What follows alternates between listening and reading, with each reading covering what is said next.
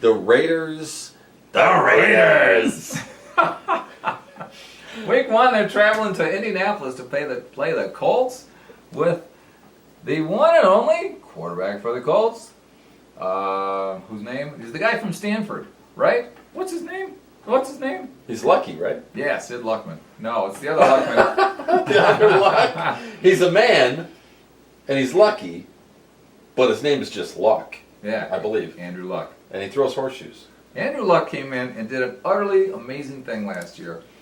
Because if you compare the Indianapolis Colts record the year before that, when Peyton Manning was out the whole season, or almost the whole season, to last year when the Colts actually made the playoffs, I think they improved their number of wins over from one season to the next by something like, I don't know, 8 or 10 wins. It's absolutely staggering, wow. Absolutely unheard of. And the only thing I would say, Luck is great. He had a fantastic rookie season, probably better than anybody in the NFL has had in, I don't know, 30 years. I would say it's even better than Cam Newton's rookie season. But just to put that in perspective, pardon me, the year before when the Colts were 2-14 or whatever they were, and they won the Andrew Luck sweepstakes, how do you go 2-14 in the NFL? Could you screw it up even more? They had a better team than their record showed, is what I'm saying. And then when Luck came in last year, and they turned it all around, I don't give all the credit to Luck because I give a lot of credit to the other players that were already there the year before that just underperformed.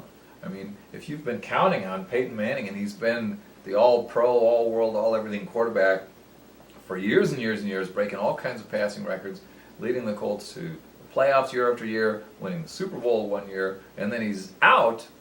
Well, you're not supposed to quit when you're an NFL player, but I could see it very easily that a lot of players on that team would have said, oh my God, we're going nowhere this year, and they might have thrown in the towel. And I believe that is what happened a couple of years ago to the Colts, and that's why they ended up 2-14 or whatever it was. Last year, those same players had optimism because they had Andrew Luck, and they said, listen, we know how to play this game. We were good we were excellent for many years with Manning. We're just going to go back and play as hard as we used to. So, Colts playing the Raiders. Let me just talk about the Colts first. Besides all that stuff, they're at home. They were in the playoffs. They lost a playoff game at Baltimore to the Ravens. Expectations for the Colts are going to be high. This could be another sophomore slump for Andrew Luck. Could it? Will it? It certainly could. We know it happens in every sport. Certainly. It certainly could. Who knows? I mean, time will tell. Are they really going to get tested by the Raiders? They're 6.5-point favorites. I think they will win this game. On the other hand, they may think that they're going to win this game, and they may be thinking about week 2 and whoever they're playing in week 2, and the Raiders might sneak up and surprise them. Who knows? What do you think? What do you have on this game, Joey? Well, it just kind of scares me that that we're not talking about very many player changes in Oakland. And because we're not talking about very many player changes, then that immediately tells me that we're going to get a lot of the same old, pretty likely. And if we're going to get a lot of the same old Oakland Raiders, then they're just not going to be able to handle the Indianapolis Colts. I said this before, and I'll say it again. You're exactly right. What the Colts were able to do and the amount of games they were able to win last year with luck and with a lot of the breakup of some of the players going here and going there, the years of Dallas Clark and Austin Collie and Marvin Harrison retiring, and then now them losing either Dwight Freeney or Mathis, which I believe was Dwight Freeney, going to the Chargers. Is that correct? Well, look that up. I believe it is. I believe it is. You know, when you start breaking up a team that much, and and you're losing that many key players, it's going to have an effect. There's just no other way around it. And for them to be able to keep their composure and to win as many games as they did last year, and it didn't hurt that they had such a great inspiration in Chuck Pagano, their coach, that was under severe mental trouble and they were inspired the entire season to win for him. I think it's a great story.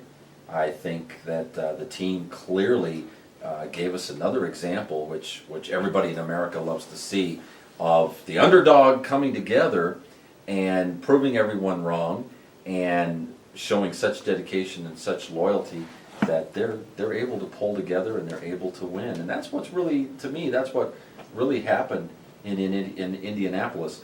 I'm a little surprised at the point spread on that game. That's a little much for Colts me. minus 6.5. Yeah, six and a half is that's in too my high? opinion kind of pushing it. I really do. Only because it's in my opinion, only because it's the first week of the season. Mm-hmm. If we were talking about your dad's Raiders or even our Raiders, I would say anywhere but week 1. I would say absolutely the way they've performed. Those Raiders from week 2 to week 16 of last season or the season before. Yeah, the Colts would be able to definitely cover the spread on that and go ahead and win by 7 points or more. But that kind of concerns me a little bit. So that's all I'm going to say about that. Might be worth us looking at. I don't know, but maybe looking back again at maybe some of the change up in players that the Oakland Raiders have acquired to try to go out and put the best team on the field, as they say, for this year. Mm-hmm. But other than that, if you don't mind, we'll move on to Well, the Raiders are still doing the Carson Palmer show, right? Carson is in Arizona, I believe. Aha! All Yeah, right. he's in the desert. He's playing Kurt Warner, or trying to play Kurt Warner. All right, then bring me up to speed on who's the quarterback then. I'm not sure who the quarterback is going to be. It could be you. We might have to. They're running out of choices. We might have to edit this segment out. Well, you know, Palmer, I think the Raiders overpaid for him in terms of draft picks, and that's probably not going to hurt him just 1 year, but for several years down the road, as it does when you give away too many draft picks. They've got the running back that used to play at Auburn. The Raiders really do have a strong bunch of Darren running McFadden? backs. Yeah, McFadden. Yeah, I like the kid. All right, I like the now, kid. that's the strength of the Raiders, and you know, what can I say? It's good to have an excellent running game, but you got to have a quarterback that's capable, wide receivers.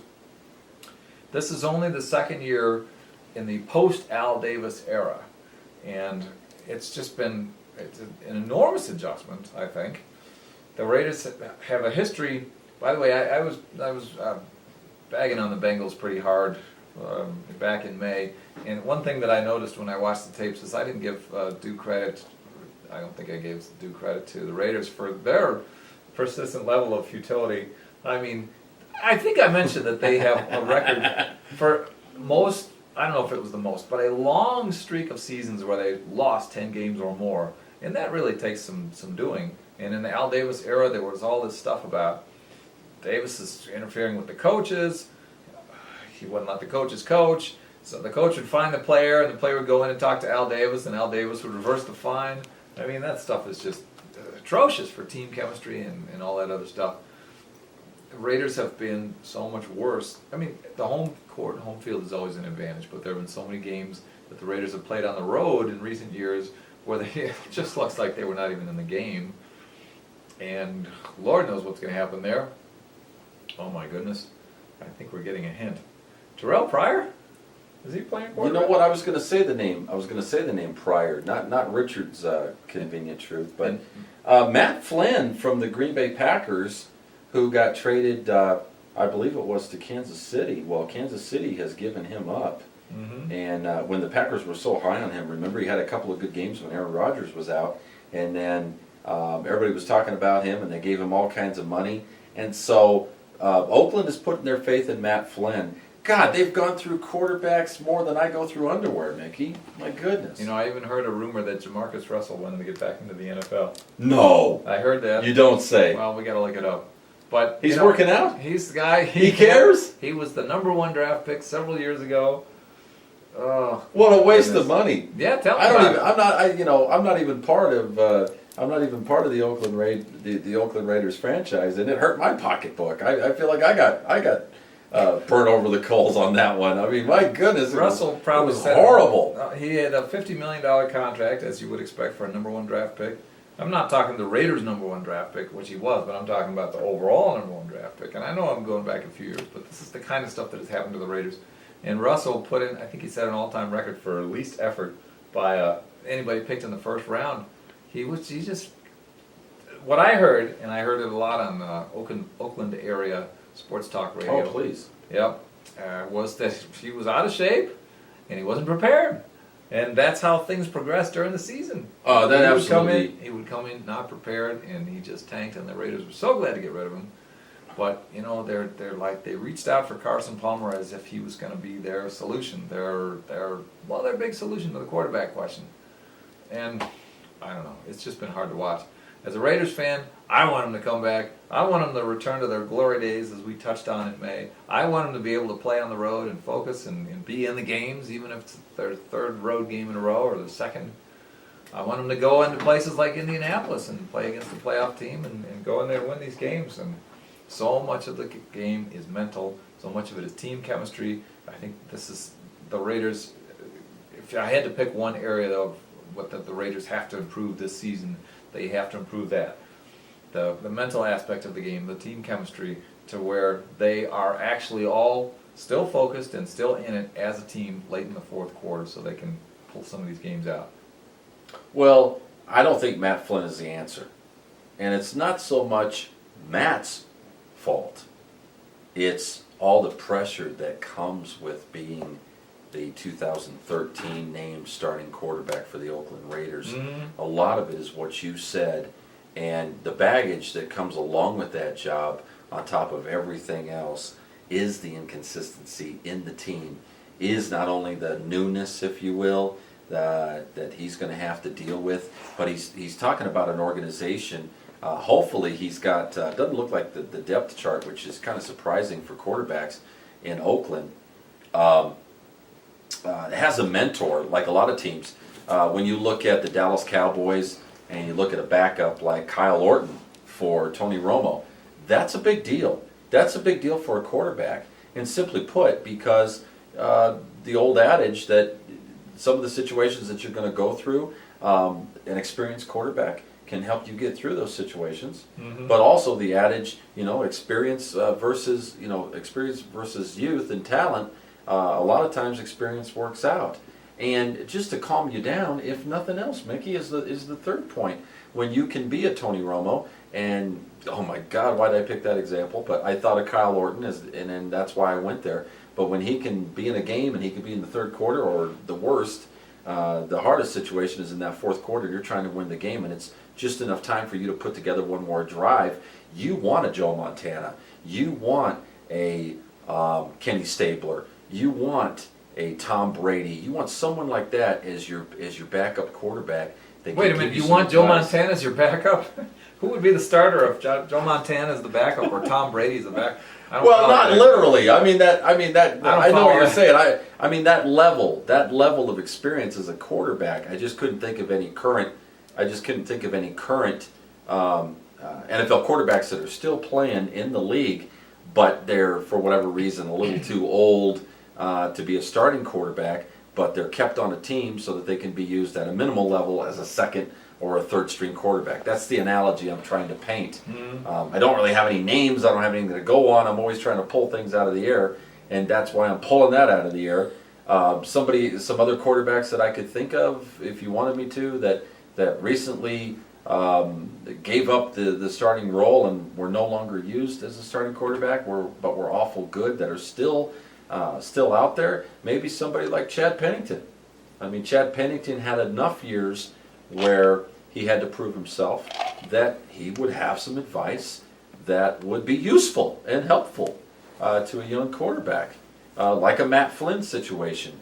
Oakland's just got too much to worry about. I mean, my goodness, if you had drafted a decent quarterback after Jamarcus Russell that was high caliber, and you were bringing him up through the ranks, and you had a good, like I said, veteran quarterback to help him and give him advice, you'd be in a heck of a lot better situation. But you've got that area to worry about. Your running backs aren't all together put together, your receivers are probably the best thing you got going for you. You got a defense that's inconsistent. You got an offensive line that's inconsistent. You got a special teams that's inconsistent. How many areas can you have a problem in? They have Sebastian Janikowski as the kicker. I think That's a strong point. What I'm taking from what you said is that some teams have a better backup quarterback than other teams have starters. Is that what you're getting at? Well, that's a possibility, but you know, we get a little bit older, we get a little more tired a little quicker. So can we really play a full game? No, you don't have the stamina anymore. You don't have the energy. That is part of it that I was trying to say, but more importantly is the mentor factor. If I can't make it any more clear, Yeah, that's what makes a good quarterback. I'm talking about a mentor factor. When I look at the Oakland Raiders and I see the depth chart of quarterbacks, and I see Matt Flynn, and I see some kid named Pryor that Richard Pryor probably had something to do with, and then I see Terrence McGee, who I don't even know who Terrence McGee is. I'm saying to myself, who's Matt Flynn going to turn to when he's like, the coach has got this coming in my ear, and then I got the players telling me this, and I got the crowd yelling this, and I got all this pressure, and we're trying to win this game, and I come to the sideline, and I need somebody to just give me a calming effect, and perhaps give me some really good short advice, and show me confidence. That combination, am I going to listen to Pryor? Am I going to listen to McGee? No. That's why we have quarterback coaches. That's right. And sometimes you just have to go get experience one game at a time during the regular season. By the way, our studio staff here has brought me up to date that Jamarcus Russell reportedly tried out for the defending Super Bowl champion Baltimore Ravens. See? So he wants to get back in the NFL. He looked at his bank accounts back from the year that he was drafted at the number 1 in the NFL draft, and he said, "Holy smokes, things were looking really groovy back then. I wonder if I could get anywhere near that." And my profits and losses were definitely lopsided the other way. I kind of want to go back to that. Correct? Yeah, he wants to go back to that. Oh, and just in, Jamarcus Russell is. He spent all that money? Wait, stop. He's broke.